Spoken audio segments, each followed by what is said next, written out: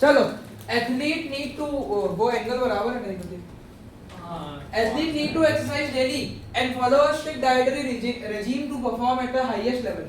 As a result of their exercise and dietary routine, athletes have increased muscle mass compared to people who do not exercise. Image of the body can be seen below. Okay.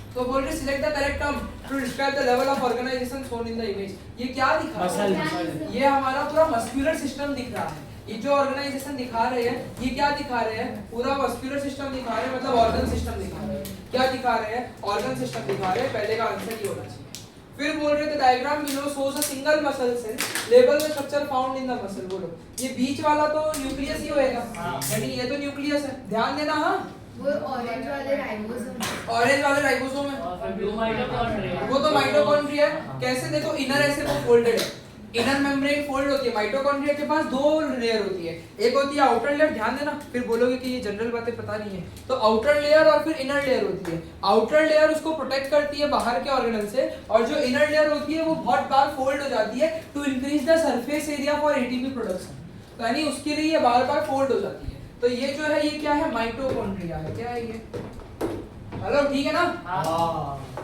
और ये क्या है cell membrane है ये और अगर green colour का होता कुछ तो क्या कहलाता और ये फ्लूइड क्या है सारे वर्ड्स उसके डिस्कस पर उसमें दिए ना वर्ड्स तो कर दिया the number of mitochondria differ from one cell type to another the table below shows the mean number of mitochondria of one cell in type of different type of cell fat skin और muscle में mitochondria इतने तो select and justify reason the difference between the mean number of mitochondria found in muscle cell compared to skin cell तो क्यों muscle cell में ज्यादा होते हैं वहां पे हेलो आपका नहीं गिला तो मसल सेल में जो है क्यों जो है माइटोकॉन्ड्रिया ज्यादा है क्योंकि हैवी एक्सरसाइज के वक्त muscles are the most involved cells जो मसल सेल होते हैं वही सबसे ज्यादा इन्वॉल्व होते हैं तो विगरस एक्सरसाइज के वक्त उन्हीं का सबसे ज्यादा रोल होता है तो वहां पे एनर्जी जो है काफी ज्यादा चाहिए होती है अगर वहां पे एनर्जी की कमी होगी तो एक्सरसाइज नहीं हो पाएगी तो ऐसा कुछ आंसर होना चाहिए लेट्स सी स्मूथ में होते हैं रफ में लगा होता है देखो मसल्स आर फ्रीक्वेंटली एकदम मस्त आंसर है पहली लाइन पढ़ के मजा आ गया मेरे को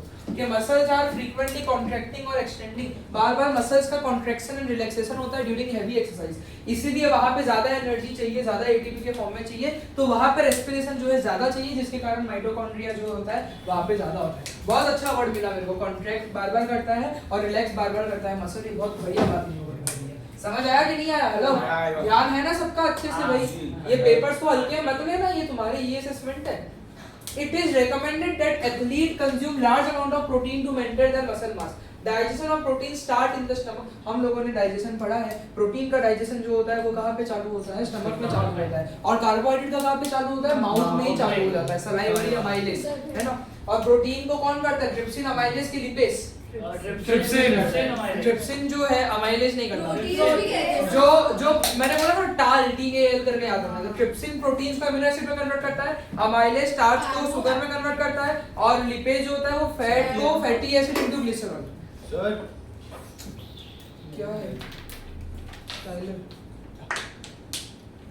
फिर बोल रहे हैं द इट इज वो तो हो गया चलो तो the graph below shows the activity of different digestive enzyme at different pH level pH का भी हमने बहुत खेल देखा है ना पहले एसिडिक करना पड़ता है फिर बेसिक करना पड़ता है स्मॉल इंटेस्टाइन में सब कुछ है अब बोल रहे हैं और पेप्सिन भी स्टमक में असर करता है ध्यान रखना पेप्सिन भी स्टमक में असर करता है अगर स्टमक की बात हो रही है तो pepsin is the right answer for protein digestion and अगर स्मॉल इंटेस्टाइन की बात हो रही है तो trypsin is the right answer तो देखना पड़ेगा तो बोल रहे the graph below shows the activity of different digestive enzyme at different pH level select the graph that represent the enzyme responsible for initial digestion of the protein initial digestion of protein जो होता है वो stomach में चालू होता है और stomach में उसको पेप्सिन जो होता है वो डाइजेस्ट करता है और पेप्सिन जो होता है वो एसिडिक मीडियम में ही काम करता है जिसके लिए HCl रिलीज होता है तो यानी कि इसकी जो डाइजेशन है वो एसिडिक मीडियम से चालू होनी चाहिए जहां तक मैं देख पा रहा हूँ इतना कम एसिडिक मीडियम तो नहीं होता है तो यहाँ से चालू होके ऐसे कुछ जाना चाहिए तो मुझे लगता है ए सही आंसर होना चाहिए तुमको क्या लगता है सर को इनिशियल तो वो था ना एमएलएस वाला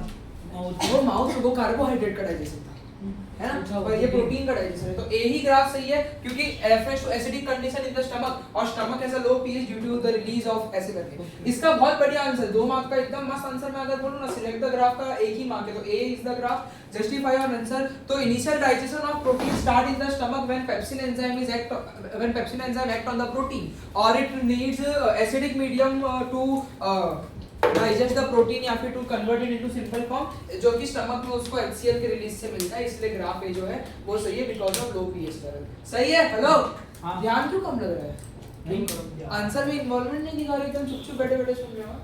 सर चुप बैठे आपको आंसर का इन्वॉल्वमेंट तो थोड़ा बहुत चाहिए, बाकी आवाज और फालतू बात मत करो। Athletes do many different type of resistance exercise in the gym. The sled push is one of the, ये भी बहुत ज्यादा पूछते हैं, पता है? ये टाइप ऑफ फोर्स का भी सवाल जो होता है ना बहुत ज्यादा आता है। एक बार ना मैं ऐसे ही बोर मार रहा था मेरे को, तो फिजिक्स का और 23 का, सिर्फ फिजिक्स का, हाँ इंटीग्रेटेड नहीं, फिजिक्स का M23 का पेपर देख रहा था, उसमें भी पहला क्वेश्चन टाइप ऑफ फोर्स का ही था। तो यानी कि ये जो टाइप ऑफ फोर्स है ये बहुत जरूरी है। अच्छा अनबैलेंस्ड, यानी कि कौन कौन से लग रहे हैं, तो ये बोल रहे हैं level the missing horizontal force, कितनी हॉरिजॉन्टल फोर्स लग रही है वो ये पूछ रहे हैं। मेरे को एक बात बताओ, 80 न्यूटन की पुशिंग फोर्स है, अगर 35 न्यूटन की यहाँ पे आ गई तो एक्चुअल में कितनी फोर्स लग रही है? माइनस करके आएगा कि नहीं आएगा? माइनस करके आएगा कि नहीं आएगा? 45 न्यूटन की फोर्स जो है वो लग रही है, मुझे ऐसा लगता है। सर वो रिटर्न कैसे हो रही है फोर्स? ठीक नहीं, है? वो- और अच्छा ये तो कुछ और ही पूछ रहे हैं। फ्रिक्शन लेवल द मिसिंग तो ठीक है, ए में लेवल द मिसिंग हॉरिजॉन्टल अरे सर नीचे नीचे नीचे सर, सामने नीचे आओ, नीचे है ना? अरे आ ये रहा। इसमें कैलकुलेट है, यहाँ पे लेवल करना है, तो लेवल करोगे तो फ्रिक्शन है, ठीक है। ये फ्रिक्शन है, और कैलकुलेट करने बोले तो 45 न्यूटन है, ठीक है। और state the direction of this force, net force का डायरेक्शन सामने की फॉरवर्ड, यानी नेट फोर्स का डायरेक्शन है ना, तो वो किस में आएगा? फॉरवर्ड, और in the direction of 80 Newton force, यानी इस वाले डायरेक्शन में। सही है, समझ रहे हो ना? हाँ जी। तो sir weight of Select the option that describe the motion of the sled after the athlete start pushing from the rest. अगर रेस्ट से आगे बढ़ रहा है, अब फोर्स जो है वो तो कांस्टेंट है, फोर्स जो है वो तो कांस्टेंट है, तो यानी कि मेरे को देखना पड़ेगा क्या होने वाला है। पहली बात तो वो उधर जा रहा है कि इधर जा रहा है? उधर, वो राइट है हमारे हिसाब से कि लेफ्ट है? राइट है, तो यानी कि स्पीड क्या है? स्पीड क्या है? कांस्टेंट है, इंक्रीजिंग है, डिक्रीजिंग है? Decreasing हुआ ना? कांस्टेंट है। कैसे? फोर्स तो 55 न्यूटन का ही लगता रहेगा ना, उसका पुशिंग फोर्स 80 न्यूटन का है, सॉरी 45 बोलना चाह रहा था। पुशिंग फोर्स 80 न्यूटन का है, फ्रिक्शनल फोर्स 35 न्यूटन का है, तो फोर्स तो 45 न्यूटन की लग रही है। इफ फोर्स इज कांस्टेंट तो फिर एक्सीलरेशन नहीं है, इंक्रीजिंग। आंसर तो इंक्रीजिंग है। स्कैम हो गया। I do agree. सर वो रेस्ट से कब तक मोशन आ रहा है उस टाइम पीरियड का, मोशन में भी नहीं, उस रेस्ट से मोशन कब आ रहा है? ठीक है चलो, सही बात है भाई, इंक्रीजिंग होना चाहिए, रेस्ट से जा रहा है तो पहले तो जीरो है, फिर वो फोर्स लगा रहा है तो धीरे धीरे स्पीड बढ़ेगी। फंसा दिया यार इसने। चलो अब तो मैं तो समझ गया। देखो पहले तो मुझे बात बताओ, बैलेंस फोर्स है कि अनबैलेंस फोर्स है? अनबैलेंस है क्योंकि एक तरफ वेटी लग रही है। 6 इफेक्ट ऑफ फोर्स देखे थे, हाँ हमने 6 इफेक्ट ऑफ फोर्स देखे थे, ये मेरे उसी थियरी में से आंसर याद है वो? मिल गया चेंज इन डायरेक्शन, है ना। सबसे पहले तो रेस्ट से मोशन, दूसरा मोशन से रेस्ट, फिर इसकी स्पीड बढ़ाना, स्पीड घटाना, डायरेक्शन चेंज करना, ये बंद कर दो यार, डायरेक्शन चेंज करना और शेप और साइज बदलना। खाली अनबैलेंस्ड फोर्स में। और ये बैलेंस फोर्स से होता है, Balance. बाकी सब चीजें अनबैलेंस फोर्स से होती है। और हमने नोट लिखा था कि unbalance force give rise to acceleration. 1 minute रुका, अभी हटा। हमने क्या बोला था? अनबैलेंस फोर्स से एक्सीलरेशन आता है, और एक्सीलरेशन का मतलब ही चेंज इन स्पीड है। तो और रेस्ट से चालू हो रहा है तो इंक्रीजिंग स्पीड है। सही है, फंस गया था मैं भी। तो इंक्रीजिंग स्पीड और move to the right, right ही बोल रहे हैं ना। हाँ समझे। फिफ्थ वाला पॉइंट क्या है सर? Direction change. अच्छा डायरेक्शन चेंज, ठीक है, सही था सही था। फिर बोल रहे हैं कि पैरा बोला दिख गया मेरे को, जान तो athlete train is by weight lifting, the diagram below shows the athlete lifting a barbell to a height of 1.8 metre, select the type of energy stored in the barbell. अगर अच्छे से बोलूं तो ग्रेविटेशनल पोटेंशियल एनर्जी, और potential भी जो है वो ठीक है ना, क्योंकि हाइट की वजह से जो होता है वो ग्रेविटेशनल पोटेंशियल। देखो सर क्या लिखा है आएगा ग्रेविटेशनल पोटेंशियल, इलास्टिक पोटेंशियल। अरे वो है ना। Calculate the work done, work done by the athlete to lift the barbell from the ground above her head, you assume that gravitational field strength in Newton per kg. Minus Newton per kg. मतलब power अगर इसको सोच विचार करूं मैं तो force into displacement power GM force ये newton per KG force upon mass है, मतलब एक्सीलरेशन है। Okay, acceleration is equal to force upon mass होता है ना, न्यूटन पर केजी है, मतलब ऊपर फोर्स है नीचे मास है, तो एक्सीलरेशन का formula F is equal to mc, यानी दिस इज ग्रेविटेशनल एक्सीलरेशन। देखो वर्ड्स का खेल, तो ग्रेविटेशनल एक्सीलरेशन बप्पू है ये तो हमारा नहीं समझ आया बोल रहे ग्रेविटेशनल फील्ड स्ट्रेंथ 10 न्यूटन, तो वो छोटा जी है क्योंकि न्यूटन केजी माइनस 1 है, मतलब न्यूटन अपॉन केजी है, ध्यान देना। तो न्यूटन तो फोर्स होता है, केजी मास होता है, ये किसके बराबर है, एक्सीलरेशन के बराबर है। तो वो एक्सीलरेशन ड्यू टू ग्रेविटी दिया हुआ है। अब मेरी बात समझो, मेरे बोले हुए कांसेप्ट ही अभी भी है। वर्क एनर्जी थ्योरम क्या बोलता है? वर्क एनर्जी थ्योरम ये बोलता है कि अगर आप किसी ऑब्जेक्ट पे एनर्जी लगाते हो तो it is stored in it, अगर आप किसी ऑब्जेक्ट पे वर्क डन करते हो तो it is stored in it in the form of energy. Formula work done का है, लेकिन मैं mgh यूज करूंगा, मैं mgh यूज करूंगा क्योंकि वर्क का फार्मूला फोर्स इनटू डिस्प्लेसमेंट होता है। फोर्स मुझे नहीं पता है, फोर्स मुझे नहीं पता है। मेरी बात समझो, तुमको मैं हर तरीके से इसका आंसर लाके दूंगा। पहले तो तुम मेरे को ये बताओ कि वर्क डन कितना हुआ होगा, जितनी एनर्जी स्टोर हुई होगी उतना ही वर्क डन हुआ होगा। उसमें कितनी एनर्जी स्टोर हुई है, वो ग्रेविटेशनल पोटेंशियल एनर्जी है, तो वो जो है उसका फार्मूला है m × g × h।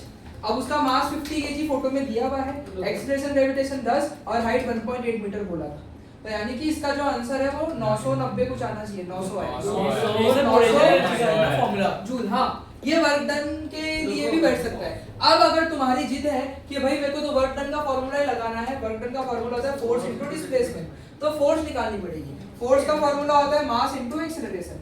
मास है 50 किलो, एक्सीलरेशन 10 है, मतलब 500। -10 नहीं होना चाहिए, 500 ऊपर किया ना, तो -10 ले लो तो -500, और इनटू डिस्प्लेसमेंट क्या हुआ 1.8। मास का दिया है 50 मास उसमें दिया था ना डंबल के बाजू में। हाँ, तो ये वापस से 900 आ गया माइनस। हाँ, माइनस का तो सर ये बोल डाउट सकते है, हो। Work done is equal to mgh कैसे था? मैंने बोला ना, वर्क और एनर्जी सेम कंसेप्ट है। जितना तुम किसी ऑब्जेक्ट पे वर्क डन करते हो वो उसमें स्टोर होता है in the form of energy. Ronit समझा है ना? तो जितना भी तुम वर्क डन करते हो तो वो स्टोर होता है in the form of energy. तो यानी कितनी एनर्जी है इसमें, वो mgh है, उतना ही वर्क डन मैंने किया है। ठीक है, कंसेप्ट ही है, जो है कंसेप्ट है। सर बट एक्सीलरेशन मीटर पर सेकंड स्क्वायर नहीं होता। यही तो फंसा दिया। मेरे को एक बात बता, F = ma होता है, तो A = F/m हो सकता है, मतलब न्यूटन अपॉन केजी हो ये सकता भरी है। हुई है। इसलिए तो मैंने इतनी उस पर दिमाग लगाई कि यूनिट क्या है, पहले यूनिट क्रैक करना पड़ेगा। ये छोटे जी की बात करें कि किसी और की बात करें, तो यूनिट क्रैक करने का करूंगी, वो फार्मूला से पता चलता है। फिर बोल रहे हैं कि finally the athlete uses a resistance band to exercise. A resistance band is a large elastic band made of rubber. Even demonstrate the exercise. वो पीछे खींच रहा है, उसको ताकत लगानी पड़ रही है। तो explain how the exercise shows demonstration of Newton's third law of motion. Equal and opposite force लग रहा है। मैं खींच रहा हूँ उसको यहाँ पे, और वो वापस से अपनी ओरिजिनल पोजीशन पे जाने की कोशिश कर रहा है। कैसे? देखो कैसे दिखे। Every action has an equal and opposite reaction. Both forces are equal and in opposite direction. So when athlete applies a force या pull the band to the left, the band applies a force and pulled her to the right, और उसकी वजह से exercise हो रही है। सबसे अच्छा आंसर है। As per Newton's third law of motion, every action has an equal and opposite reaction. So जितना pull force athlete लगाएगा, athlete लगाएगी resistance band पे, उतना ही force कौन लगाएगा opposite direction में resistance band में लगाएगा। इस तरीके से आंसर लिख सकते हो। 3 मार्क का तो थोड़ा तो बड़ा चढ़ा के लिखना पड़ेगा। Cardio-based exercise is important for athlete to maintain cardiovascular health. One effective cardio exercise is running on a treadmill. Okay. तो बोल रहे हैं कि identify the energy transformation that is taking place in the treadmill as the athlete is running. क्या है? हाँ। Treadmill तो बिजली से चलती तो है, पर ट्रेडमिल नहीं, वो ऐसे क्या करता है? In the- electric to kinetic in होगा। the treadmill बोला है, ट्रेडमिल के अंदर तो इलेक्ट्रिक से काइनेटिक है, क्योंकि वो क्या नीचे लगा? गोल गोल घूमता है, नारे एथलीट भी तो काइनेटिक एनर्जी घूम रहा है। तो पर इन्होंने बोला है इन द ट्रेडमिल, तो ट्रेडमिल में पहले इलेक्ट्रिसिटी गई, फिर वो ट्रेडमिल घूमना चालू किया, मतलब काइनेटिक एनर्जी है। तो इलेक्ट्रिकल से काइनेटिक सही आंसर होना चाहिए। ठीक है, इलेक्ट्रिक टू काइनेटिक ये सही आंसर है। आइला मस्त मजा आ गया। करंट जनरेटेड I, current मतलब I, and a treadmill runs in इतना volt V. Calculate the resistance generated by the motor. V is equal to IR as per Ohm's law. तो R is equal to V upon I, मतलब कि 120 upon 2.8 भाग जाए। 42.86.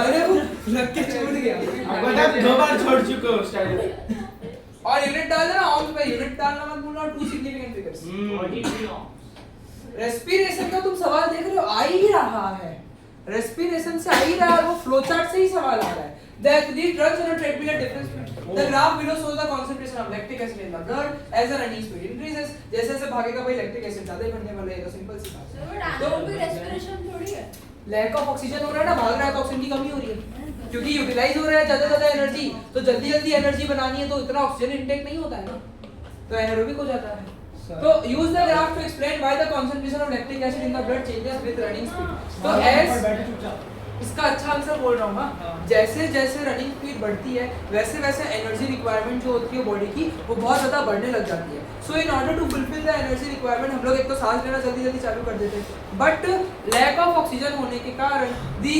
Glucose break down anaerobically या pyruvate break down anaerobically in the muscle cell which lead to formation of lactic acid जिसके कारण ये हो रहा है अब देख लो ये वाला पॉइंट ज्यादा डिस्कशन जैसा तो है नहीं वही यहाँ पे लिखा हुआ जितनी बातें बोली सारी वही थी। सर आप पूछूं कुछ नहीं देखो समझो एक आपके ऐसा बंदा है हाँ और एक जिम वाला बंदा है तो जिम वाले बंदे को ज़्यादा ऑक्सीजन क्यों चाहिए होता है मसल को ज़्यादा ऑक्सीजन मसल मास ज़्यादा है ना ज़्यादा मसल मास है तो उसको ज़्यादा मसल है तो ज़्यादा माइटोकॉन्ड्रिया चाहिए ना ज़्यादा एनर्जी क्योंकि muscles constantly need energy obviously muscle ज़्यादा है ओके आर्टिस्ट में यूज सामने ध्यान है ना Artists may use different ways to express their creativity.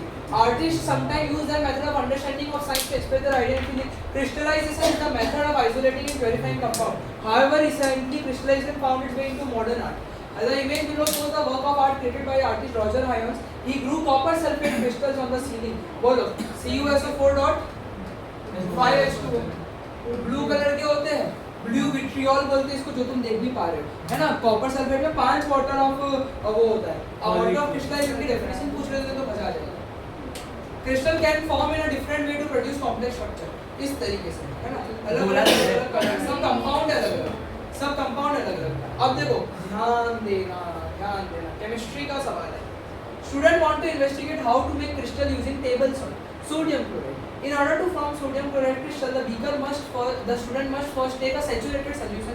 To do this, they dissolve a sample in a beaker of hot water. The student keep adding NaCl until no more can dissolve. मतलब अब वो क्या हो गया? Saturated हो गया. अगर गरम सैचुरेटेड ओ गरम पानी पहले से करके लोग ही गरम करते करते नहीं गरम पानी ही है तो जितना होना होगा हो जाएगा. तो student leave the solution in the room और जब वो बाद में आया तो उसको क्रिस्टल मिले at the bottom of the beaker तो क्रिस्टल क्यों फॉर्म हुआ?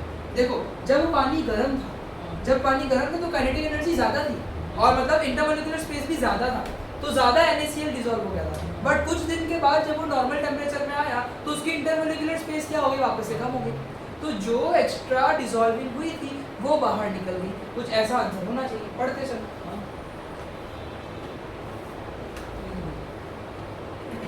पानी इवेपोरेट भी लिखा है वो भी सही बात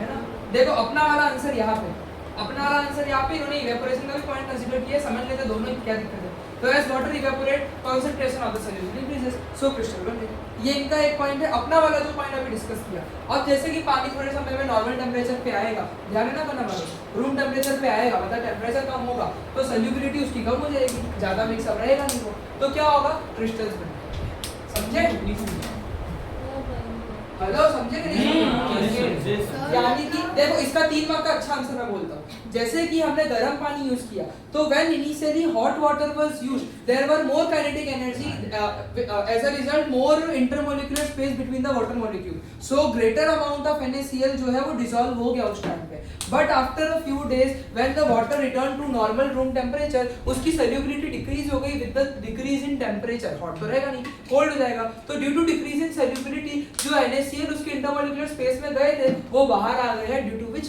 But at the bottom of the surface NaCl crystals are formed. Sir आपकी टेस्ट भी डिस्कस करना हाँ सर आप चेक आज रात को चेक करूंगा मैं हैं आज रात को सबके पास आने वाले हैं सबके पास वॉइस नोट आएंगे आज रात को थैंक यू सर कॉल ही कर देना मेरे को ना मेरे भाई आंसर नेटवर्क आने का हाँ हाँ चेक कर एग्जाम से पहले वो कुछ नहीं अभी एग्जाम हो जाएगी ना तुम्हारी बात 1-2 नाइट आउट मारेंगे एक फुल मैथ्स नाइट आउट मारेंगे एक full science night next science में सर साइंस से मैथ्स यार वो सुबह वाला क्या बोल सुबह वाला भी चालू करेंगे, उसमें तो सारे बच्चे नहीं सर आएंगे। सुबह वाले में वो सुबह वाला जो है ना वो 20 तारीख के बाद से चालू होगा, अभी नहीं।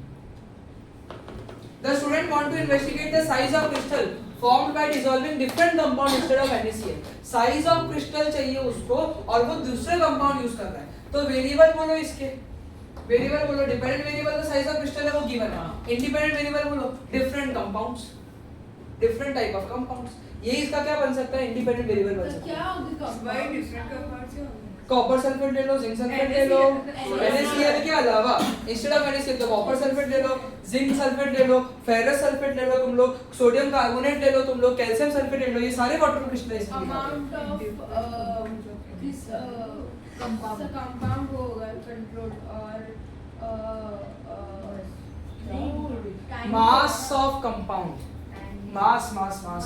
अब देखते हैं इन्होंने क्या बोला है। Another student carries out a different investigation using sugar. This student want to investigate the effect of changing the initial temperature of water on the mass of sugar crystal formed. बहुत बढ़िया सवाल है। तुम ही मुझे बताओ, अगर दो केस लो ना, थोड़ा सोच विचार करने वाला ये क्वेश्चन है।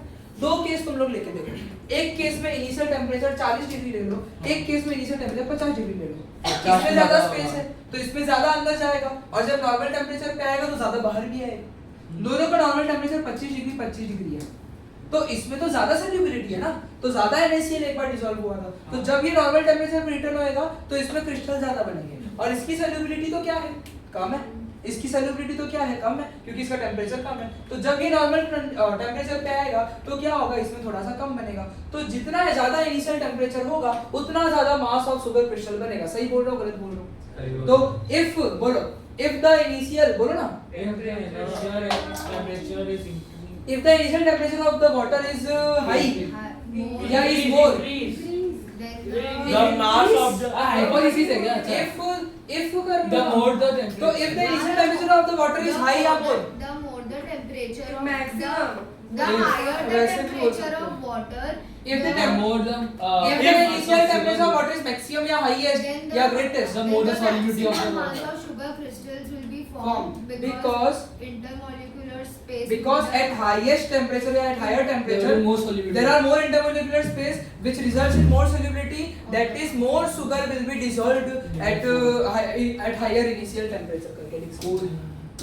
फिर सर ये लिख सकते हैं द इनिशियल मास, नहीं the initial temperature of water बढ़ा दिया तो वो भी क्रिस्टल ज़्यादा बढ़ेंगे, मतलब क्रिस्टल का मास ज़्यादा बढ़ेगा क्योंकि शुगर डिसॉल्व हो गई है। ज्यादा डिसॉल्व हुई, और उसके रीजंस में इंटरमोलेक्युलर स्पेस, सॉल्युबिलिटी, ये वर्ड्स चाहिए। ये करंट वोल्टेज कौन सा आया? चलना।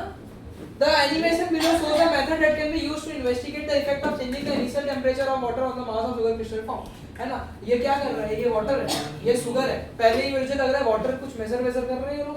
वाटर जो है वो इन्होंने 40 ml 40 सेंटीमीटर क्यूब जितना ले लिया, और उसमें अब मुझे लग रहा है ये लोग शुगर ऐड कर रहे हैं। और बोल रहे design a method independent dependent variable का मतलब कंट्रोल वेरिएबल बोलो, वॉल्यूम ऑफ वाटर, नहीं चलेगा type of type नहीं वो तो different, volume of water, Type of- mass of salt तो अलग अलग होगा ना, टेम्परेचर की वजह से ज्यादा डिसॉल्व but होगा। कौन सा यूज कर रहे Compound हो use, ना, हाँ, type of compound compound. Use हो सकता है। तो दो सबसे अच्छे मिले मुझे लगता है। Compound of salt. तो यहाँ पे volume of water, same duration of time, ठीक है। इनिशियल टेम्परेचर CV सर ये ऊपर वाला है कंट्रोल वेरिएबल ये ऊपर वही तो वाला है। चेंज कर I भी देख रहे हो। अच्छा वो सॉरी, बहुत सा IV is temperature दिया नहीं है इन लोगों ने, पर हमें तो पता ही है कि एक तो क्या होना चाहिए, टेम्परेचर IV का टेम्परेचर ही होना है, IV का तो बदलो टेम्परेचर और मास ऑफ क्रिस्टल फॉर्म, हाँ वो दोनों तो ठीक है। अब कंट्रोल्ड वेरिएबल में एक तो वॉल्यूम ऑफ वाटर और Salt. टाइप ऑफ कंपाउंड या सॉल्ट बोल सकते सॉल्ट हैं। नहीं, शुगर अमाउंट ऑफ शुगर। एक सर अपन एक एक मिनट यार लोचा हो गया, शुगर डाल रहे हैं ये लोग तो। हाँ सर तो देखो टाइप है ही नहीं कुछ। तो हाँ तो शुगर भी तो टाइप। सर एक मुझे डाउट है, अपन इनिशियल वॉल्यूम ऑफ शुगर तो कांस्टेंट रखे ना, क्योंकि टेम्परेचर चेंज कर रहे हैं, राइट? ज्यादा डिसॉल्व हो जाएगा। हाँ तो बट इनिशियल टेम्परेचर टेम्परेचर सानी तो फिर मेजर करेंगे कितना बना है। अच्छा हाँ ज्यादा जाएगा तो ज्यादा बन सकता है। सर तो फिर इनिशियल मास ऑफ शुगर मतलब मास ऑफ शुगर एडेड और वॉल्यूम ऑफ वाटर। अब वो बस जितना डिसॉल्व होगा उस बेसिस पे अपन को क्रिस्टल्स क्यों? क्योंकि सब में सेम शुगर डाल रहे हैं, अगर तू ज्यादा डालेगा तो ज्यादा क्रिस्टल बन नहीं सकता है। हाँ तो आपने क्या बोला सीवी में शुगर डाल रहे हो शुगर का मास जितना ऐड हो रहा है तो सीवी कैसे हुआ कंट्रोल रख रहे हैं, कांस्टेंट रख रहे हैं, तो 50 ग्राम डाल रहे हैं हर एक में, और फिर जब नॉर्मल होगा तो कितना कितना बन रहा है ऐसा, समझा? नहीं मैं भी नहीं समझा यार ऐसे तो। वही आपको आप जैसे टाइम पे होगा शुगर शुगर तो कंट्रोवर्सी लग रहा है, पर वॉल्यूम ऑफ वाटर तो एक है, दूसरा सोचो ना। Initial mass amount of sugar. Practically सोचो Initial mass of sugar, initial temperature. Initial mass of sugar initial mass sugar का टेंपरेचर तो पहले से हम लोग बॉटल का आ गया है इनिशियल मास में sir amount of mass added initial mass क्या होता है रुको देखो एक्सपेरिमेंट ऐसा है कि एक 40 डिग्री का बीकर है, एक 50 डिग्री का बीकर है, तो सब में तो अलग अलग मास ऑफ शुगर डलेगा। शुगर इनिशियल मास ऑफ पर शुगर जब तक वो सैचुरेटेड नहीं बनता तब तक डाल सर देना। इनिशियल तो ज्यादा टेम्परेचर है तो ज्यादा सैचुरेशन उसमें टाइम जब तक हम हाँ वो टाइम हाँ, ठीक है हाँ। वो तो लिखा है तो उसमें क्या time time time time constant और फिर कितने समय के बाद तुम देख रहे हो टाइम और टाइम और वॉल्यूम ऑफ वाटर नहीं है वो मतलब जब यहाँ पे डिस्कशन होता है तो अपने में खो मत जाओ, बट सर डिस्कशन में इन्वॉल्वमेंट दिखाओ। बोलना सेम तो वॉल्यूम ऑफ वाटर स्टार्टिंग में, और दूसरा जो है वो क्या हमने बोला, time for the sir experiment. अब मैं मेथड लिखने बैठूंगी, सोचो अगर मैंने लिखा तो फिर उसमें मेरे को लिखना तो पड़ेगा ना आई विल ऐड नहीं, this much of add sugar till the solution become saturated. पर पता कैसे चलेगा सैचुरेटेड अरे और मिक्स नहीं होगा ना, फिर घुलेगा ही नहीं, ऊपर ऊपर दिखने लग जाएगा। पाउडर शुगर यूज करते हैं नॉर्मल शुगर पाउडर करने पे ज्यादा जल्दी मिक्स होगा। सरफेस ये होता है। ठीक है, तो लिस्ट ऑफ इक्विपमेंट क्या बोला, थर्मोमीटर और measure the mass of crystal, और दोनों सीवी जो है उसको मॉनिटर करने के लिए जो भी चाहिए वो, और how the variable should be manipulated. तो 5 डिफरेंट इनिशियल टेंपरेचर होने चाहिए, 3 ट्रायल होने चाहिए, मीन मास होना चाहिए।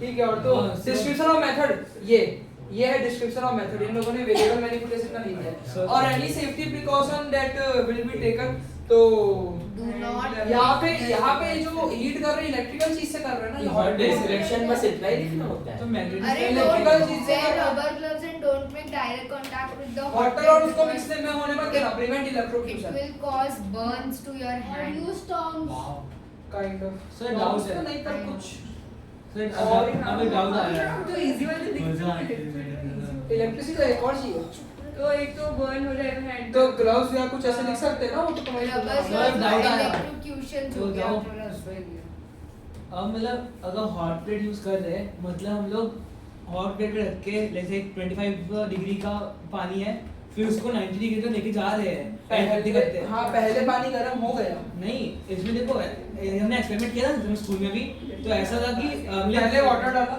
वाटर डाला और फिर साथ में सॉल्ट जो भी शुगर डालते आ रहे हैं हम लोग, जब तक वो हाँ, 90 डिग्री तक नहीं पहुंचता, क्या 70 जितना भी चाहिए उतना नहीं पहुंचता, तब तक हम डालते आ रहे हैं। अरे नहीं सर इन्होंने ना पहले फिक्स्ड वॉल्यूम लिया, फिर पहले वो रखा, फिर बाद में हॉट प्लेट के थ्रू उसका टेम्परेचर चेंज किया, फिर ऐड किया।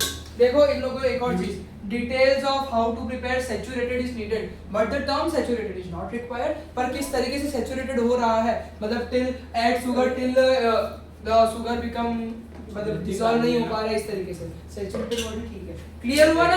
नहीं है तो हेलो, हेलो ध्यान नहीं लग रहा है यार, ध्यान नहीं लग रहा है, बस दिक्कत वहां आ रही है, पीछे वाले एकदम शांत हो गए, एकदम इन्वॉल्वमेंट नहीं दिख रहा, आंसर में इन्वॉल्वमेंट दिखा रहा है, बकवास में नहीं बस। Another way people express their idea and creativity is by building sir ordinate. ये डी है आई थिंक जो भी ओके तो ordinate buildings, buildings such as those found in cities and all around the world. Different type of air pollution can image this building. One type of pollution is particulate pollution caused by small particle found in black exhaust smoke. Or the image below shows a particulate pollution on the building of Paris, France. The left-handed shows a section that has been cleaned. इसलिए PUC हो गया। तो बोल रहे हैं, हाँ, a student want to investigate the particulate pollution of the different part of the city. They design a simple experiment to measure particulate pollution in different locations. The student collected 12 plant leaves of similar size and organizes them in the group of 3. They hang one group of 3 leaves in the different location. Heavy traffic, light traffic, in the park or indoors. तो leaf काट के लगा ये heavy traffic में डाल दिया, Pollution leaf traffic में डाल दिया, और इस तरीके से किया। Heavy traffic, park, indoor leaf traffic. और आज का दिन है 2 ट्यूसडे का शायद से, जो भी हो, उन्होंने कुछ समय बाद वेट गुड भी मेजर किया है और वेस्टलिन लगा दिया सब पे। है ना, वेस्लिन लगाया तो कार्बन डाइऑक्साइड का मेरे को लग रहा है टमाटर कि- का करेक्ट है ना, वेस्लिन लगाया और सब इन लोगों ने किया है। तो क्या बोल रहे हैं, after 4 days the student collect the leaves and take them back to the lab. The student then organizes the data in the table. So you determine the change in mass. ये तो माइनस करके आएगा, 0.9.5 ऐसा होता है। Positive value ही आती है, negative value नहीं आती है, ध्यान रखना। फाइनल माइनस हुआ क्या पता नहीं, एक्सपेरिमेंट Not सर ये एक्सपेरिमेंट तो हम जो वैल्यूज निकालेंगे वो हमें वो सिमुलेशन से निकालनी है ना। टेबल दिया है, टेबल में वैल्यू दिया है। माइनस का एक्सपेरिमेंट था क्या उसमें? अब वो आगे साथ बताएंगे, अभी तक इन लोगों ने प्रॉपर क्लियर नहीं किया कि कार्बन डाइऑक्साइड देख रहे हैं कितना ग्लूकोज बन रहा है कि क्या है, जैसा बोल रहे हो वैसा करेगा। इतना दिमाग नहीं लगाने का, एक सब पार्ट में ना अगले चीजों का दिमाग मत लगाना कि अगर कहीं पे इंडिपेंडेंट डिपेंडेंट वेरिएबल पूछ लिया तो कंट्रोल वेरिएबल का दिमाग मत लगाना। हो सकता है कि पूछे ही ना वो लोग तुमको, तो बुद्धि जितनी क्वेश्चन में बोलते उतनी लगाओ। Present the transformed data you calculated in part A in the bar chart. अरे ग्राफ है। Outline by the mass change. एक बार में दिमाग नहीं लगाने का ना, एक बार में एक क्वेश्चन। हां एक बार एक क्वेश्चन हां, आउटलाइन द मास चेंज। जो भी एयर मॉलिक्यूल या डस्ट वो सब होगा वो लीव्स पर स्टिक हो जाएगा वैसे। वेस्लिन क्यों लगाया? या फिर CO2 ज्यादा absorb होगा। ऐसे वैसलीन है नहीं भाई, pollution की वजह से Air pollutant particles that stick to the leaf increases the mass. तो डस्ट चलेगा। हाँ, पर वेस्लिन क्यों है? आएगा आगे। तो फिर मास चेंज का पूछ रहे तो कैसे? देखते हैं। Calculate the average change in mass of one leaf that was placed in heavy traffic. You should give your answer in milligram. Heavy traffic में अरे टोटल मास है 3 लीफ का तो 0.9 का चेंज है तो 0.9 upon 3 क्योंकि 3 लीफ का चेंज है। 0.3 तो 3 तो 0.3 है तो 0.3 ग्राम है और उसको मिलीग्राम में करना चाहिए। 1 gram is equal to 1000 milligram. नहीं हाँ यार, King Henry died unhappily drinking chocolate milk. ग्राम इधर मिलीग्राम इधर 1 2 3 तो 0.3 ग्राम का तो into 1000 कर दो 300 मिलीग्राम का चीज। सही है कि नहीं है? हाँ, सही है सर।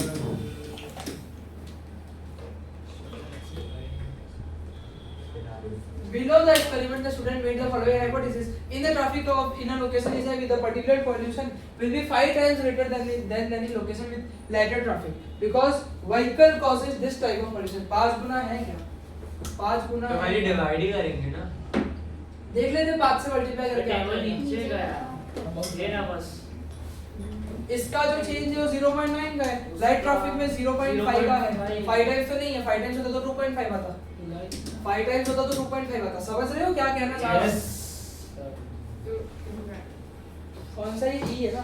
5E नहीं है देखो there is more pollution, there is more pollution in heavy traffic location but there is not 5 times more pollution, है ना? तो ये पार्शियली वैलिड या इनवैलिड दोनों ही चलेगा क्योंकि वहां पे 0.9 है, यहाँ पे 0.5 है, तो कितने टाइम से उसके लिए इन दोनों को डिवाइड कर दो तो 0.9 अपॉन 0.5 1.8 होता है, तो 1.8 टाइम ज्यादा पोल्यूशन है। 1.8 टाइम जो है वो ज्यादा है, या तो 3 time more heavy as compare to park के कंपैरिजन। तो हाइपोथेसिस इज नॉट वैलिड या पार्शियली वैलिड। मैं होता तो पार्शियली वैलिड के साथ जाता कैसे क्योंकि पोल्यूशन तो ज्यादा है 5 गुना नहीं बस। इसने बोला ज्यादा होगा 5 टाइम्स होगा, ज्यादा तो है लेकिन 1.8 टाइम्स है, तो पार्शियली वैलिड मुझे ज्यादा समझ आ रहा है। ठीक है, पर तुमको इनवैलिड में भी मार्क्स देंगे ये लोग, बट फिर पार्शियल वैलिड है तो इसलिए इंप्रूवमेंट वीकनेस बोलो इंप्रूवमेंट बोलो, मेरे को भी नहीं समझ आया वैसे मैं भी बोल बोला। रही मैं पैकेट में मेरे स्टोर पास किया एक था है ना। मेरे पास एक है लीव्स उड़ सकते हैं because वो तो रोक से किया था। वो तो रोप से टाइड है, तो इतना तो कुछ नहीं होगा। Environmental conditions are difficult to control. Only 3 leaves are used in each location. Experiment was done over 4 days only. और weekday, weekend were not specified. 3 अभी है टायर्स लास्ट वाला। 3 leaves तो थे ना। सर लास्ट वाला टायर्स 3 बार कर सकते थे ना। 3 leaves ही मेरे को लगता है 3 ट्रायल है। लास्ट वाला क्यों वैलिड है क्योंकि सैटरडे संडेज पे ट्रैफिक ज्यादा ही होगा उसमें। नहीं होता है होता ये सब है। सोचोगे। सब लोग बाहर निकलते बट हैं। आप अभी ये सब सोचोगे। अरे तो ठीक है ना, वो इसमें मेरे को बोलने से कुछ नहीं होगा। अरे मैं पूछ रहा हूँ। लोग लिख सकते हैं तो उन्होंने वो भी कंसीडर कर लिया। सबका अपना अपना दिमाग होता है ना, इतने बच्चे पेपर लिखते हैं सर तो ओनली 3 लीव्स तो ठीक है ना 3 टायर्स के हिसाब से, फिर तो इनमें क्यों वीकनेस ज्यादा चाहिए और ज्यादा चाहिए, है ना? मेरे को भी वो इतना अच्छा नहीं लगा, तो मैं पर और ज्यादा वो लोग बोले तो मैं होता तो मैं पता है फर्स्ट और थर्ड पॉइंट लिखता। Environmental condition difficult to control है और 4 दिन ये तो खटक गया मेरे को। 4 दिन बहुत कम समय है। तो बहुत ज्यादा है। एटलीस्ट 1 वीक 1 वीक या 1 मंथ ऐसे चाहिए। तो अगर अपने को कंफ्यूजन हो रहा है कितने दिन होना चाहिए तो सिर्फ ये लिख दो कि 4 दिन सफिशिएंट है, बस कितने डेज है वो लिखो, मैं तो मार्क्स कटने के चांस सर पर अगर हम लोग 4 दिन से ज्यादा रिकॉर्ड लीव कोई स्टेम से कनेक्टेड भी नहीं है तो मर जाएगा। पर अभी तो यहाँ पे तो एक्सपेरिमेंट ही है सर, बस तो कड़ा हुआ लीव मिलेगा। वो तो अपने को तो सुकड़े से क्या लेना देना है, वो तो कितना पॉल्यूटेंट जमा हो रहा है, तो सुकड़ा हो कि कुछ भी हो, लीव जिंदा हो मरा हो, अपने को तो पॉल्यूटेंट से मतलब है। लीव का खुद का मांगे तो कम हो जाएगा फिर। Law of conservation of mass ये तो नहीं बोलता है कम हो जाएगा, कंपाउंड दूसरा बन जाएंगे, मास सेम रहेगा, बस सुकड़ जाएगा लेकिन वजन उतना ही रहेगा। Law of conservation of mass है, उसके जो अंदर कंपाउंड वो अंदर ही रहेंगे, कहीं और नहीं आएंगे। सॉइल में जाएगा तो डिग्रेड होगा, ऊपर में डिग्रेडेशन नहीं हो रहा है, तो मास सेम रहेगा। समझे समझे कि नहीं समझे? अब लिंक इंप्रूवमेंट देखो, more trial to reduce the effect of outlier, more trial, longer duration और conduct experiment on week days only, है ना, वो सारे पॉइंट के हिसाब से, ठीक है। तो लॉन्गर ड्यूरेशन ज्यादा सही है और मोर ट्रायल वाला पॉइंट इन्होंने जो लिखा है करके, क्योंकि एनवायरमेंटल कंडीशन को कंट्रोल कर नहीं सकते, एनवायरनमेंट से कैसे कनेक्टेड है? इसलिए तो हम मतलब वो उसके रिलेटेड है ही नहीं, बस इंप्रूवमेंट है। और इसमें तो लिंक होना चाहिए। ओके मार्क्स का तो एनवायरमेंटल कंडीशन चेंज हो रही है, ज्यादा ट्रायल ले लो, ज्यादा दिन का ले लो, दोनों पॉइंट है, तो फिर थोड़ा बहुत आउटलायर जा रहा है कहीं पे तो वो सही हो जाएगा। समझा? Suggest one way in which the student could extend their investigation. एक ही लोकेशन पर डिफरेंट टाइम ले लो और देखा क्या? तो effect of different industry, weather condition, altitude भी ठीक ही है क्या? हाँ ये साइंस नहीं है लेकिन ना, बट लोकेशन वाला ज्यादा सही नहीं है।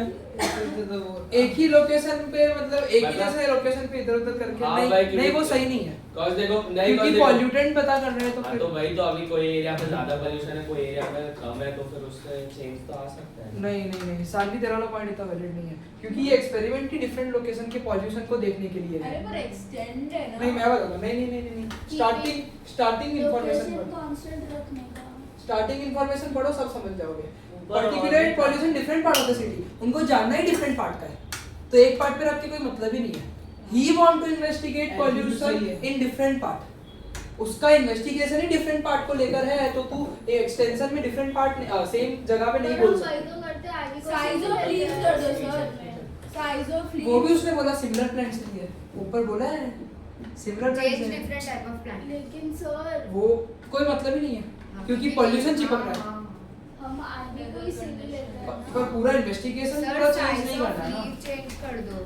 साइज ऑफ कोई सेंस नहीं बना रहा, सेंस ही नहीं बना रहा। अगर नहीं क्यों?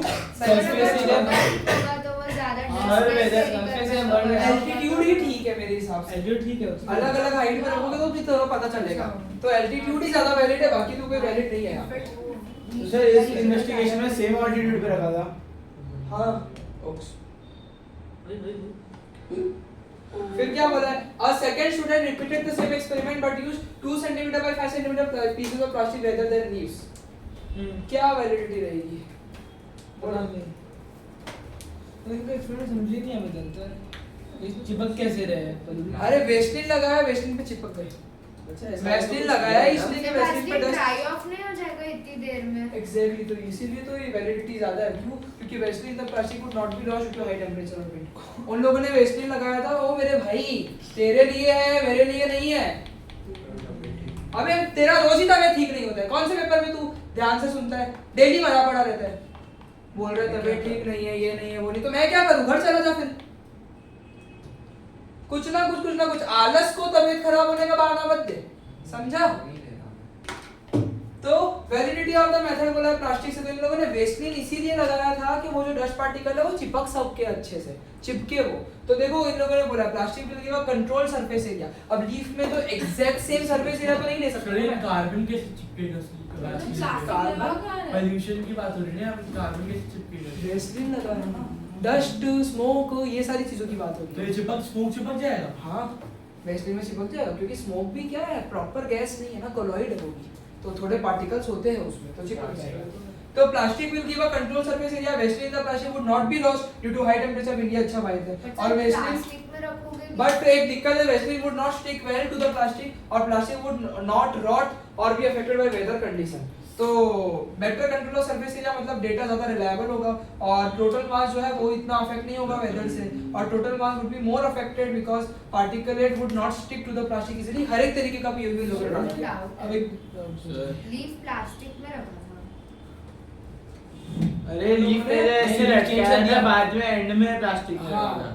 लास्ट में मतलब 3-3 लीफ की टुकड़ी बनाई ना तो प्लास्टिक में बस डाल दिया एक बार कि ये 3 को उधर लेके जाऊंगा, ये 3 को उधर लेके जाऊंगा, और जब वो लोकेशन पे लेकर गए तो तीनों को ऐसे लटका दिया प्लास्टिक से निकाल के।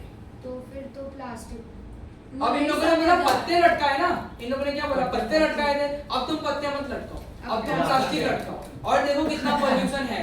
ये एक्सपेरिमेंट कोई बायोलॉजी का है ही नहीं, ये एक्सपेरिमेंट है पोल्यूशन कितना जम रहा है या नहीं जम रहा है उसको। तो क्या पागल है पागल हां सही अरे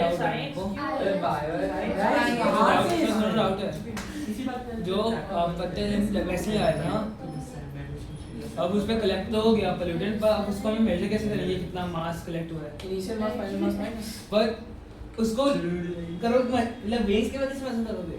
होगा उनके पास कुछ अच्छा मेरा बेंग्स के लिए धीरज सर, वो उसका टेंशन मत ले, कैसे करेंगे वो कर लेंगे, साइंस बहुत धीरज एडवांस सर, है। बोलो बोलो इससे अच्छा है पास्ट ईयर लास्ट ईयर का मॉक और हमारा डिस्कस करना। चलेगा, वो भी करवा देते कोई दिक्कत नहीं। बट ऐसे सवाल तो हर एक पेपर में देखे हमने, ये जो ऐसा गया ना एक अतरंगी सा आईएएस जैसा सवाल है, ऐसा सवाल आता ही है, तो इसकी प्रैक्टिस साथ साथ में हो जाएगी, वो भी मैं करवा दूंगा। अरे आईएएस का पेपर हो गया आज ही हुआ। भाई चलो। आज ही हुआ है। Human being perform multiple activities, ये कैसे लेवल के पेपर आ रहे हैं इसमें? तगड़ा पेपर आया था।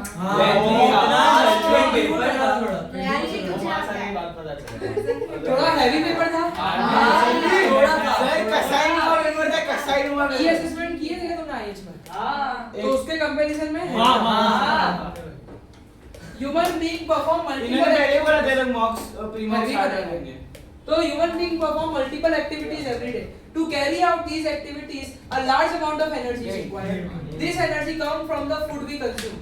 Food is vital as it provides all the essential nutrients the body need to function and prevent disease. So essential nutrient from food can be classified as two categories: macronutrient और micronutrient. Macronutrient body में ज्यादा quantity में जरूरत होता है और micronutrient body में कम amount में जरूरी होता है। तो classify the macronutrient and micronutrient by dragging them to the correct location आएगी आगे।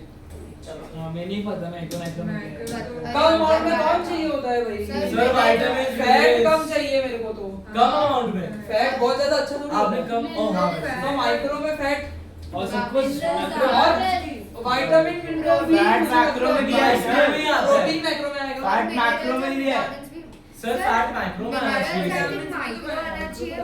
गुड फैट्स मैक्रो में भी मैक्रो ही है, गुड फैट नहीं है। तो सर मिनरल से माइक्रो का बहुत कंट्रोवर्सी सवाल है यार। अरे नहीं अरे, मिनरल से मैं मैक्रो स्कूल में डिस्कस करवाया है। स्कूल में फैट सब लोग मैक्रो तो माइक्रो ही तो डाल मैक्रो मैक्रो मेरी क्लास में फैट्स की फैट तो मैं इस पे तो मैं डिसएग्री करूंगा, पर तो वो नहीं पढ़ता क्यों बोला बस फैट है गुड ज्यादा एनर्जी चाहिए हमको इसलिए गुड फैट के हिसाब से हाँ बोला सर, आपने ये भी सर्च कर लो ना। डेली लाइफ में सर्च करते हैं गूगल सब चीज को। यहाँ पे गूगल में काम नहीं करता है।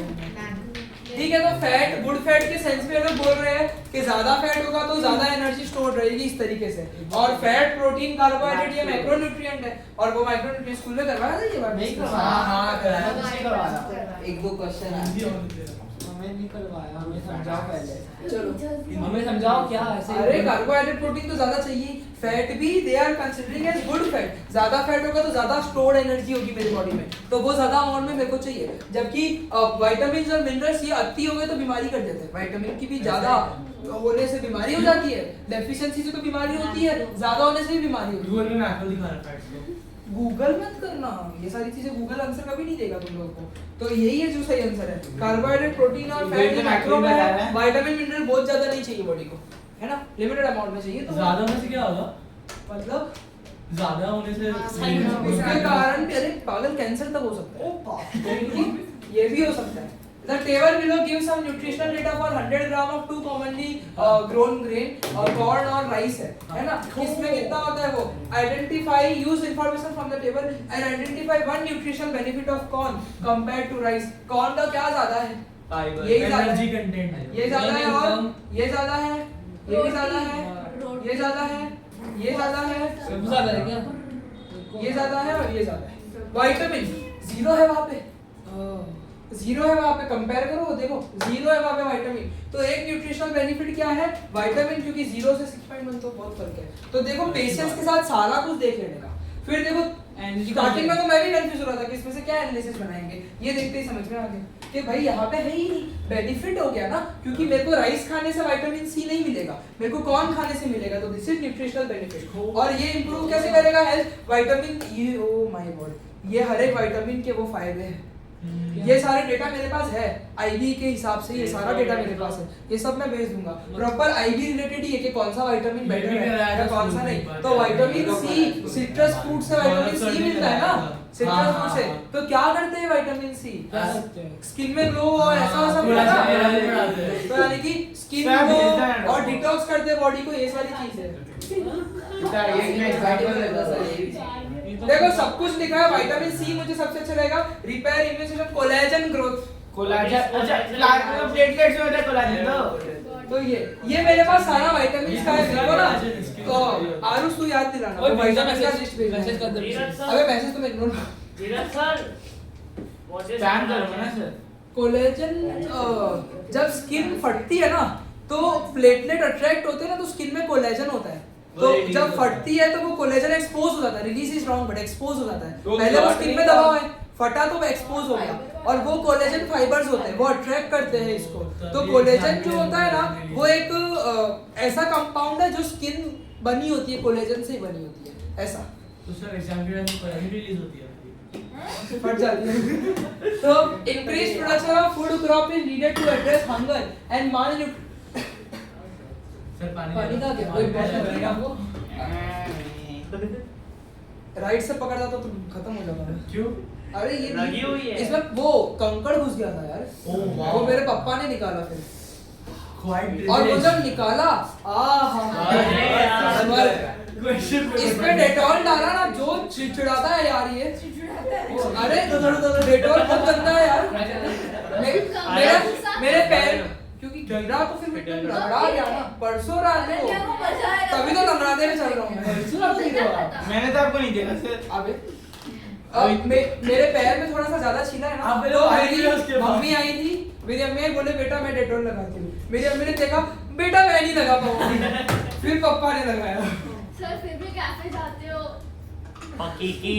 अबे चुप रहो, तुम लोगों को इंस्टा से गायब कर दूंगा मैं। आपने दादर कैसे चढ़े हो?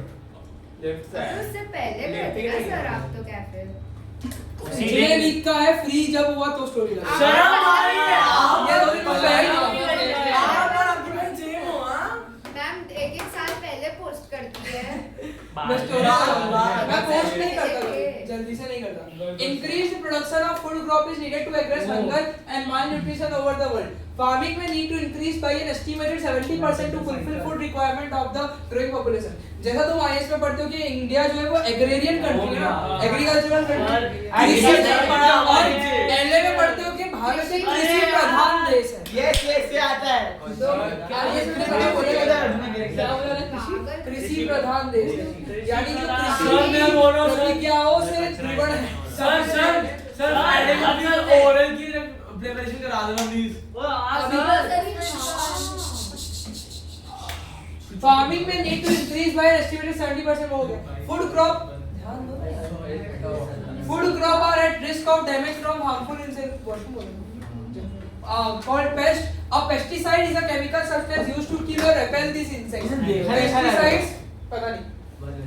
Pesticides are, अरे यार पूछो इतना टोकेगा। Pesticides are used to reduce the amount of damage to crop and increase food production. The image below shows a bottle of pesticide and pesticide being applied. Toxic आप पूछना सिंबल क्या है? देखना होगा वही पूछिए सिंबल क्या है? State the meaning of the hazard symbol. तो टॉक्सिक है, तो इसका प्रिकॉशन क्या होगा? क्या होगा? कांटेक्ट में मत आने देना। अरे नहीं वो Protective equipment, wash hand after using, store safely. Sonali ma'am बुला रहे हैं आपको। रीड करो इसके वो क्यों? तो ये लोग हजार सिंबल तो टॉक्सिक या पॉइजनस, और इसकी वो वॉश हैंड वाला की कोई अच्छा है। अरे suggest how pesticide could affect, beautiful. Sir वो पानी में जा सकते हैं, रेन वाटर से वॉश हो जाते हैं। Biological magnification. कंसेप्ट का नाम है ये, एनर्जी पिरामिड वाला कंसेप्ट से लिंक्ड है। अब देखो मैं बता दूं कैसे।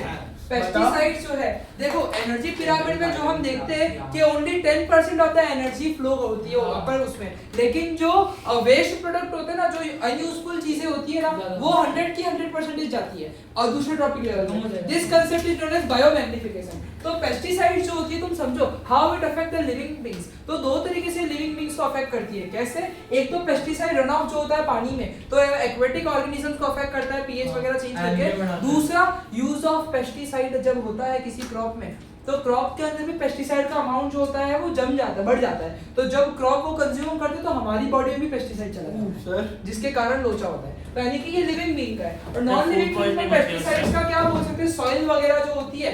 अब देखो, normally soil have the capacity of regenerating it nutrients, मतलब सॉइल जो है वो खुद का न्यूट्रिएंट जो यूटिलाइज हुआ वो रीजनरेशन कर सकते हैं। तुमने आईएच में पढ़ा होगा ना, वो स्लैश एंड बर्न मेथड या फिर वो टर्न टाइम में क्रॉप को उगाते हैं, ये सारे मेथड नहीं पढ़े एग्रीकल्चर, यानी कि अलग अलग तरीके से क्रॉप को उगाते हैं जिससे सॉइल जो है अपने रीजनरेट करते हैं न्यूट्रिएंट्स को।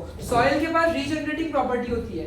एक बार किसी क्रॉप ने सॉइल से न्यूट्रिएंट ले लिया ना, वो सॉइल वापस से वो न्यूट्रिएंट रीजनरेट कर सकता है।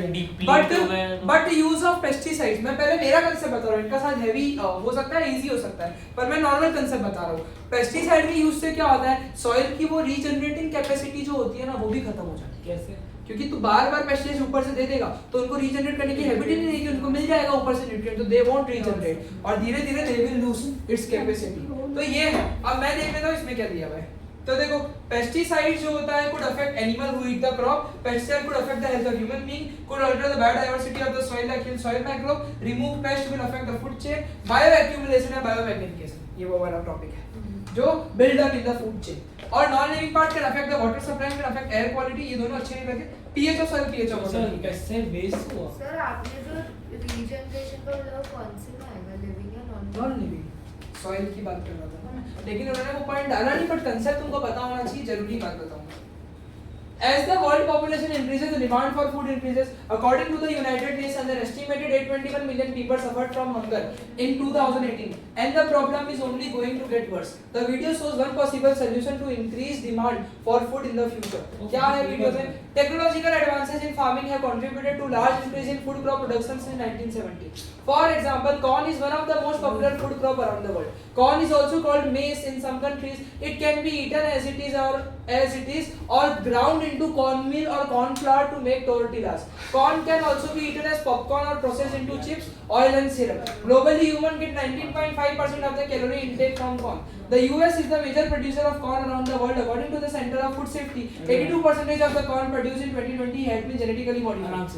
The remaining 18% of corn was conventional corn that has not been genetically modified. वही तो देखा था वीडियो से। Genetic modification is when an organism genetic material, अरे वाह वाह वाह वाह वाह वाह वाह वाह वाह। तो जो genetic modification है, is when an organism genetic material is modified in a way that does not occur naturally. This is done through the introduction of gene in the different organism. Hybridization है concept। Class 12 की याद आ गई मुझे। अरे biology को देखकर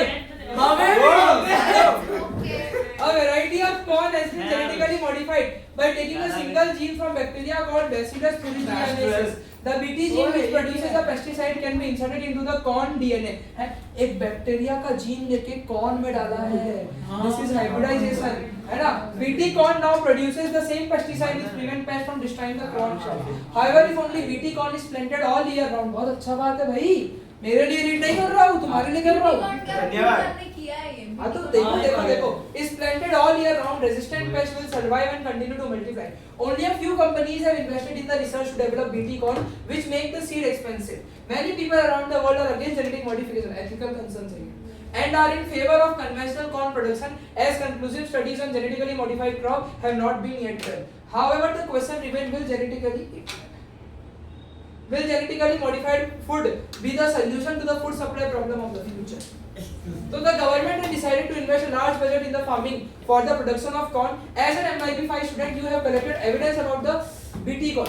Discuss and evaluate whether the government should invest in Bt corn or conventional corn. In your answer, you should include why genetic mod. ये तो बहुत हमने किया भी है क्या? मैं तुमको क्या पढ़ा रहा हूँ? तुमको तो ये यूनिट था अभी तो। तो why genetic modification GM technology may be considered for future food supply, क्योंकि जो इसमें तो बहुत सारा एक ही लाइन बोलूंगा मैं, जेनेटिक मॉडिफिकेशन से we can get desirable characteristics into any species. जो कैरेक्टरिस्टिक चाहिए वो कैरेक्टरिस्टिक में जेनेटिक मॉडिफिकेशन से क्या कर सकता हूँ, डिजायरेबल। हाँ तो सर इसके तो डी बहुत सारे किए थे हमने। सर इसके डी के हमने इस टाइम तो टू स्टेट इधर तो why genetic modification may be considered, तो two statement about genetic modification with justification for future supply for at least one, और दोनों के justification दो statement करके लिख देना। Advantage क्या है इसके advantage, one relevant advantage of production of BT corn with more than one justification, है ना। advantage लिख रहे हो, justification अच्छे से देना भाई, और advantages है तो दो लिख देना, डिसएडवांटेजेस है लिख देना, जस्टिफिकेशन डालना, इकोनॉमिक कंसीडरेशन वगैरह, इसमें कोई आंसर तो है नहीं तुम्हारे हिसाब से, तो दो तो लिख ही देने का, दो डिस्कस करते हैं, है ना। नहीं बहुत किया है हम लोगों ने। वीडियो को सब्सक्राइब करें।